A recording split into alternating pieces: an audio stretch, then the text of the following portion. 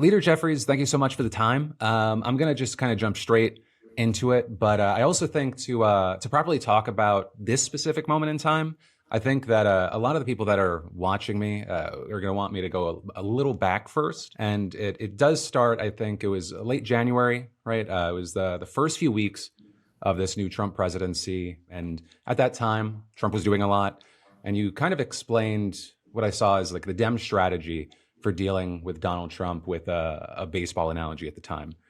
You said one of the reasons that Aaron Judge is a great hitter is that he doesn't swing at every pitch. He waits for the right one and then he swings. We're not going to swing at every pitch. We're going to swing at the ones that matter for the American people. And I think the reaction in the best way at that time was mixed. A lot of Democrats kind of felt, or at least people on the left felt like it rubbed them the wrong way. People felt like it kind of dismissed the energy needed to resist a Trump presidency, especially over the next 4 years. Some saying, their words, that it looked like you were striking out looking. John Oliver put it on Last Week Tonight as asking, are you sure that's the example you want to use? A guy that hit 184 in the postseason as his team lost the World Series in 5 games, saying, you essentially said, we're just like a baseball player on the most hated team in America. That hurts me to say as someone that's originally from New York, but saying that he absolutely shit the bed in the most high stakes situation imaginable. But now as we're seeing what's happening in LA, we're seeing Trump sending in the National Guard, sending in the Marines. You have Trump giving a thumbs up to the idea of Gavin Newsom being arrested. Do you feel like that analogy still stands, that it was the correct strategy? Is it even still the strategy? And I guess, what are your swings looking like these days? Yeah, no, that's a great question. And it's great to be on with you, Phil. And first of all, no matter what John Oliver has to say, I'm always going to rock with Aaron Judge and the New York Yankees from beginning through to the end. That's what my father once taught me. Stay loyal to the people that you've always been rocking with. Now, as it relates to swinging at every pitch, I think what we're seeing from Trump is an unprecedented assault on the economy, unprecedented assault on healthcare, unprecedented assault on the democratic way of life, on the rule of law, on democracy itself. And of course, each and every one of those assaults has to be met with the highest degree of intensity and pushback and principled opposition and righteous indignation. There's no question about that. But we know that the flood the zone strategy, the effort to try to unleash hundreds of different things on the American people, is designed to distract the American people from the things that we know matter the most in terms of impacting quality of life of everyday Americans. And so, for instance, we should not swing at his efforts to rename the Gulf of Mexico the Gulf of America. We should not chase down this notion that he threw out there to create a lot of spinned-up outrage about seizing the Panama Canal. We shouldn't spend a whole lot of time focused on him musing about making Canada the 51st state. It ain't happening. And we shouldn't even spend a lot of time about him threatening to use the military to seize Greenland, because that's not happening either. And the notion that we chase every outrage, I think, would distract from our efforts to make sure that we're very clear with the American people in terms of the things that he is trying to do as it relates to changing America as we know it, as evidenced by the overreach that we're seeing in Los Angeles right now, where we are responding aggressively. Or, of course, uniform Democratic opposition to the GOP tax scam, the one big ugly bill, where they're literally trying to rip health care away from more than 16 million Americans. Those are the pitches that we need to aggressively swing at, because those are the things that are going to matter in terms of the extremism that Donald Trump is trying to jam down the throats of the American people. Well, so I guess where do you see, are they inherently different things as far as something that people should be concerned about versus a distraction? Because I believe yesterday, while you were speaking to the press, even with whether it was the National Guards or the Marines specifically, I believe you said that even that was kind of a distraction to whether it be what was happening with Trump's so-called big, beautiful bill or the fallout between he and Musk. I mean, do you see what's happening in LA as far as the sending in of the National Guard and the Marines as intentionally meant to distract, or is it, or is it the move that he was going to do anyway, and it's not actually meant to distract? It's just part of him doing a lot of things at the same time. Well, I think what we clearly have seen is that Donald Trump is going to aggressively move on a whole wide variety of things in the immigration space. And that is where we've seen sort of his efforts to potentially defy judicial actions. That's where we saw his efforts to go after members of Congress or members of the bench. And now, of course, we've seen in the LA context his decision to send in the National Guard when Governor Newsom has been very clear, and Karen Bass have been very clear, that the members of the LAPD, the Los Angeles County Sheriff's Department, and the members of the California Highway Patrol, you're talking about thousands of law enforcement officers, have the capacity to ensure two things: that criminal behavior is thwarted and that any lawbreakers are held accountable. That's important. Violence should never be tolerated in the context of expressing dissent, while at the same time making sure that we are protecting legitimate First Amendment activity, lawful and peaceful assembly, as part of the First Amendment right that all of us have to petition the government, that Governor Newsom and the authorities in California have the capacity to do what's necessary to keep people safe and to respect the right to protest, which is incredibly important at this moment.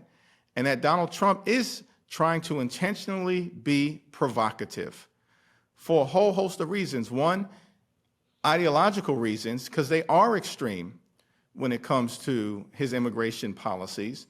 But also, I think you cannot ignore the fact that Donald Trump had one of the worst weeks of his presidency, with him and Elon Musk going back and forth with each other.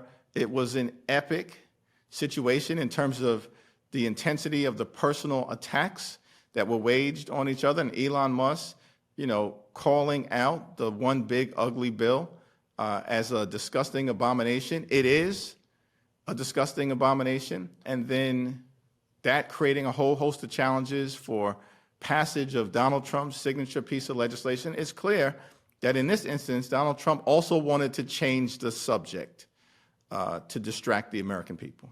And we are going to get to the bill in a moment, but I mean, going back to the protests, at what point do you think that could it hit a point where you think it does warrant the National Guard coming in?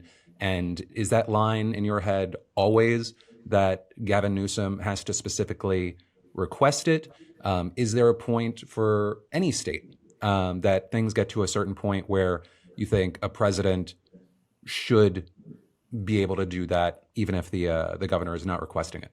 Well, there definitely are instances in our history, for instance, in Selma in 1965, where President Lyndon Baines Johnson federalized the National Guard in order to protect those civil rights heroes and foot soldiers on their route from Selma to Montgomery after what we all witnessed as a country in terms of Bloody Sunday, where they were brutally attacked, beaten, hosed, trampled over by horses. And it was clear that Governor George Wallace, in that instance, who was a bloodthirsty racist, had no willingness to be able to actually protect those marchers. In fact, he was unleashing parts of law enforcement to attack marchers, as the whole country saw on March 7th, 1965. So that's a clear example. That's not what this is right now in Los Angeles County. And here's the thing. Donald Trump and the Republicans have zero credibility, zero, on the issue of law and order. We will not let them lecture America on this subject. When Donald Trump, on his first day in office, he didn't lower health care costs or lower the high cost of living as he promised on day one. And on his first day in office, he pardoned hundreds of violent felons who brutally beat police officers on January 6th. That's what he did. and now wants to turn around and lecture America as if he's standing up for law and order. Get lost. These people are phony in that regard.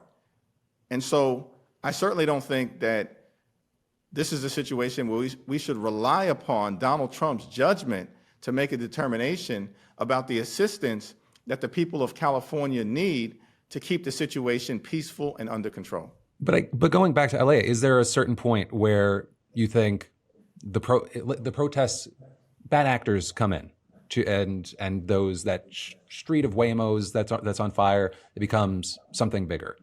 Is there a point?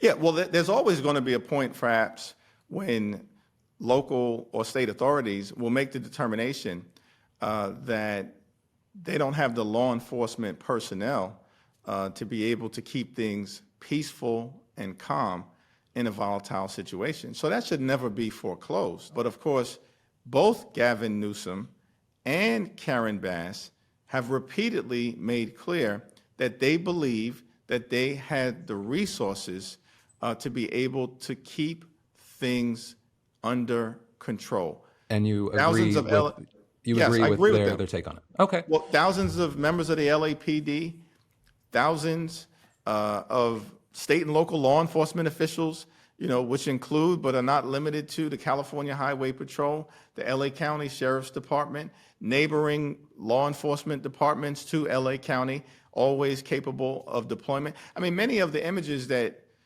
you've seen, as I understand it, in talking to people on the ground in LA, are the same images that we're seeing over and over and over again. Destruction of property is never acceptable. Assaulting law enforcement officers is never acceptable. Violence is never acceptable. And anyone who engages in it should be held accountable. But we also don't want to see this type of executive branch overreach where Donald Trump is perhaps trying to intentionally inflame the situation and cause more chaos on the ground than what might otherwise exist. And regarding what's happening on the ground, a big topic that's popped up is the issue of masks, right? We're seeing Trump saying masks will not be allowed in regard to protesters wearing them. But at the same time, we've seen ICE agents masked. And so before we even go further on that, I want to know your thoughts regarding masks being used by either side. Yeah, it's very interesting because in New York State, the governor and the state legislature largely limited the ability of people to use masks at protests and demonstrations because of some concerns that existed in New York about the ability of bad actors to penetrate otherwise peaceful and legitimate demonstrations and to create chaos and hijack a movement. And this actually is not theoretical or hypothetical.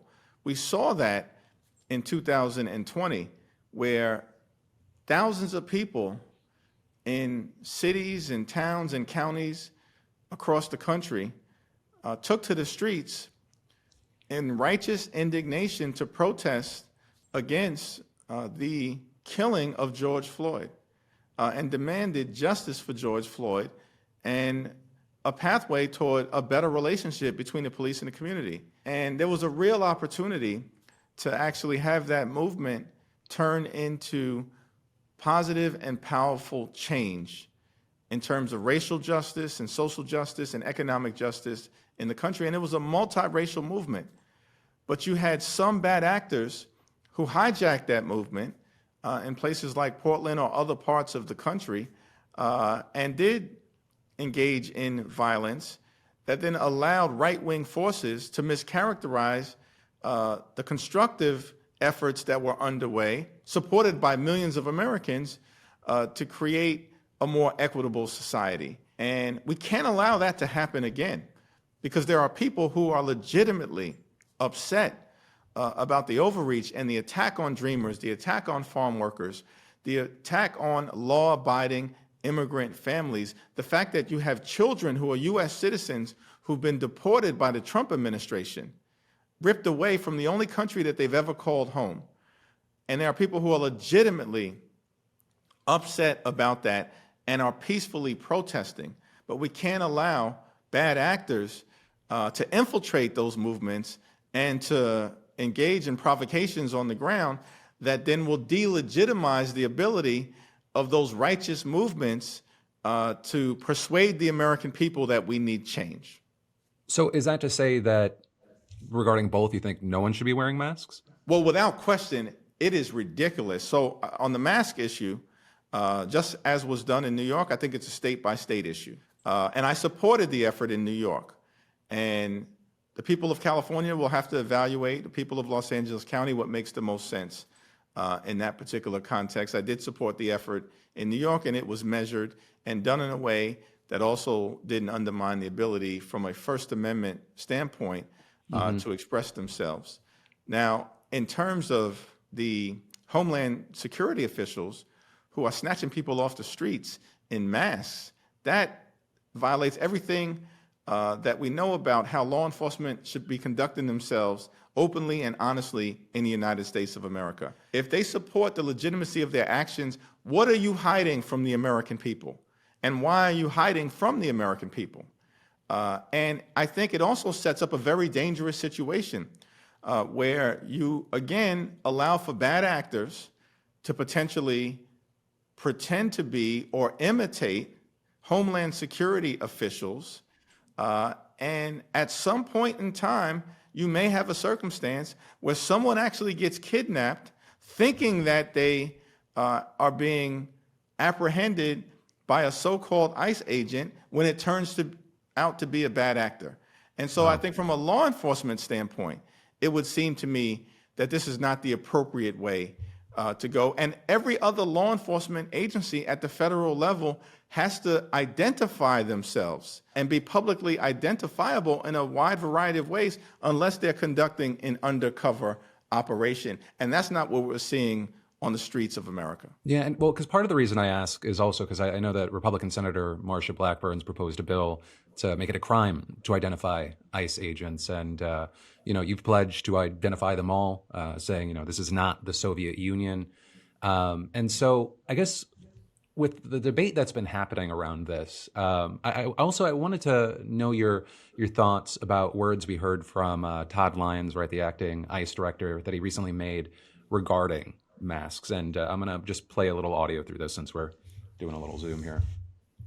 And let me know if you can hear it. Lyons provided, acting ICE director in this soundbite. Here it is, top 10. A lot of agencies were invited to come out 2 weeks ago in Los Angeles where we ran an operation where ICE officers were doxxed. So let's just say that again. People are out there taking photos of the names, their faces, and posting them online with death threats to their family and themselves. So I'm sorry if people are offended by them wearing masks, but I'm not going to let my officers and agents go out there and put their lives on the line and their family on the line because people don't like what immigration enforcement is. They are wearing those masks because we ran an operation with the Secret Service where we arrested someone that was going online, taking their photos, posting their families, their kids' Instagram, their kids' Facebooks, and targeting them. So let me ask, is that the issue here, that we're just upset about the masks? Or is anyone upset with the fact that ICE officers' families were labeled terrorists? And so I wanted to know what your reaction is to that. Of course, anybody who unlawfully targets the families of ICE agents should be held accountable to the fullest extent of the law. That's not what we're talking about in this particular instance. Does an ICE agent really need to wear a mask to snatch a 2 or 3 year old American citizen who's battling cancer away from their families and from their communities? Is that what needs to happen? That doesn't have anything to do with a legitimate threat to the safety and security of that particular enforcement action. And so this is overly broad in terms of what has been presented.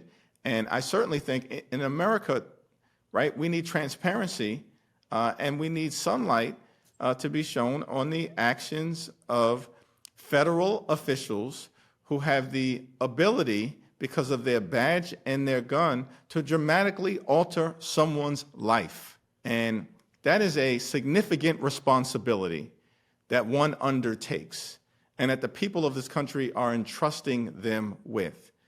And in a democracy, there should be some transparency. We can't hide from the people as members of Congress, and certainly is the case that people who are empowered with the significant authority of the state should be transparent in their behavior. Yeah. And so I want to, before we finish up, I do want to talk about Trump's so-called big, beautiful bill. I know you call it the big, ugly bill.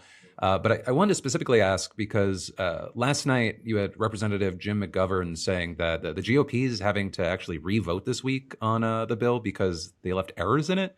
Can you explain what's happening here? Because I think a lot of people are under the impression that it got shipped off to the Senate and we were waiting for that. Yeah, so this one big, ugly bill, this disgusting abomination, the GOP tax scam, rips healthcare away from millions of people. Hospitals will close, nursing homes will shut down. People will die if they're unable to get the coverage that they need in terms of their medical treatment and conditions. They're ripping more than $300 billion away from nutritional assistance programs. I mean, literally taking food out of the mouths of children and seniors and veterans. And all of this is being done to enact massive tax breaks for their billionaire donors. So those are the core parts of the GOP tax scam. But then there are a whole host of other items that were put into this more than 1,000-page bill that apparently many of my Republican colleagues have not read. That's by their own admission.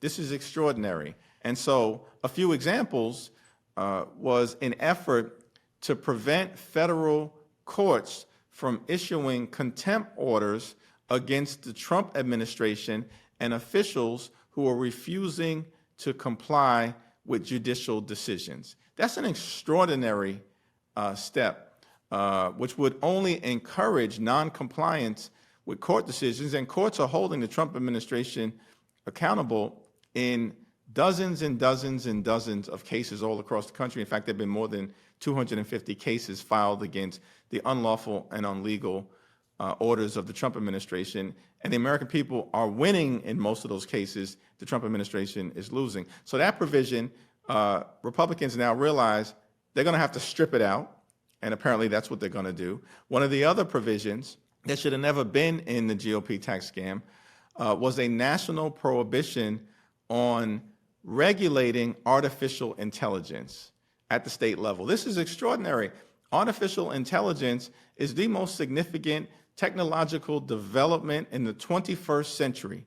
It's going to have an impact on the lives of millions of people, and Republicans, in a bill that's supposedly about the tax code, inserted a provision to prohibit any state from regulating AI in the best interest of the people in those communities. And so the backlash to it is causing Republicans to backtrack and to take that provision out in the House this week and then resend the bill over to the United States Senate, where it faces a whole host of other challenges, which is why, Phil, at the end of the day, we just have to keep the pressure on because the more the American people learn about the GOP tax scam, the less they like it, and it's already deeply unpopular at this moment. So I want to clarify two things about the last thing you said about AI, or the bill and AI. One, does that mean that Leader Jeffries is on the same page as Marjorie Taylor Greene regarding AI? Because I think that's who you're referencing. And two, does this bill actually have to get another full vote? Like, is this actually going to have to go to the floor, or is it some sort of backroom process? What I would say is that Marjorie Taylor Greene is on the same page with House Democrats, and even a broken clock is right twice a day. And so it turns out that on this particular provision, she acknowledged that she was unaware of it. Apparently, she didn't read the bill. We continued to point it out, and it was a bridge too far for even Marjorie Taylor Greene. It's interesting, as to the second question that you've asked, is that Republicans are using a little deployed procedural vehicle so that they are wiping away these provisions, but burying the repeal of these provisions in what we call a self-executing rule that otherwise has nothing to do with the GOP tax scam, so that when Republicans vote for the rule, which is what allows business to be conducted on the floor this week, those provisions would automatically be wiped away. So it turns out that because they had so much difficulty the first time around, this GOP tax scam barely limped out of the House by a single vote. They don't want to go down that road again, so they buried these repeal provisions in a otherwise mundane procedural vote related to floor business for the week, and that's the approach that they've decided to take. But of course, as you pointed out, Jim McGovern and others, we're going to highlight exactly what the Republicans are doing, and they're backtracking because they're on the run. This bill is unpopular, and Donald Trump became the most unpopular president in the first 100 days in American history. And that's further indication that this assault on the economy, this assault on healthcare, the fact that Donald Trump broke his promise, he was supposed to lower costs on day one. Costs aren't going down, they're going up. Inflation is going up. It's got crashing the economy. The Trump tariffs are going to add thousands of dollars in additional costs to everyday Americans per year. And these Republicans are recklessly driving us toward a recession. The more the American people learn about this administration and what Donald Trump is trying to do to them, the more unpopular he becomes, which is why we just have to keep the pressure on. Leader Jeffries, thank you so much for the time. Thank you so much.